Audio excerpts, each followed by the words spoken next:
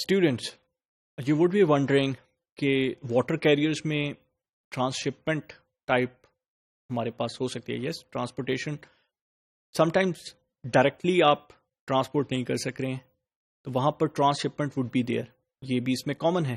तो for transshipment you actually need terminals, ऐसे terminals जहाँ पर the ship would actually be staying for some period of time, or there is like loading or unloading there, या मजीद वो cargo जो है वो अपने साथ या फ्रेट पिक करके लेके जा रही है. तो terminals for water carriers are also very important.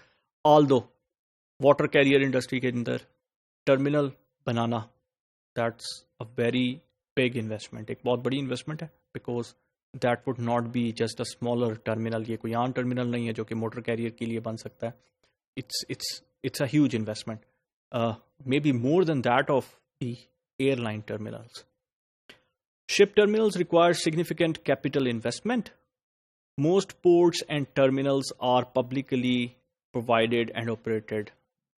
The common terminal जो एक आपके पास है वो ports, sea ports जो हैं, they are a type of terminals, और ये publicly जो है वो provide की जाती हैं and operated. That means government would be actually government is responsible for the regulation and taking care of those ports and terminals.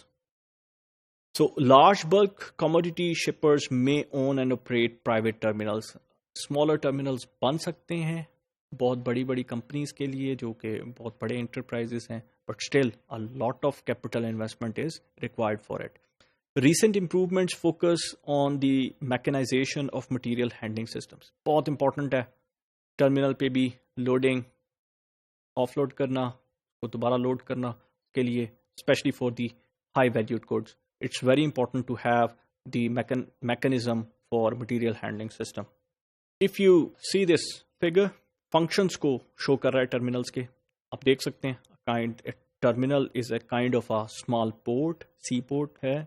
facilitates ship loading and unloading, ship को load करना, उसको unload करना. facilitate intermodal transportation, एक mode से दूसरे mode में आपने transfer होना है. Let's say from here on, अब बाय सी नहीं है क्योंकि आगे लैंडलॉक सिनेरियो है, तो वहां पर क्या होगा, it would be going through either through rail road और मोटर कैरियर्स. तो यहां पर इंटरमोडल फैसिलिटेशन जो है वो भी थ्रू टर्मिनल्स ही होगी. Then third one would be to provide temporary storage in port areas. यहाँ पर material handling mechanism is very important, because if you do not have that mechanism, you cannot store the items or the product or the freight in a proper way. तो जब आप proper way से नहीं कर सकेंगे, there is a high risk of wastage or damage.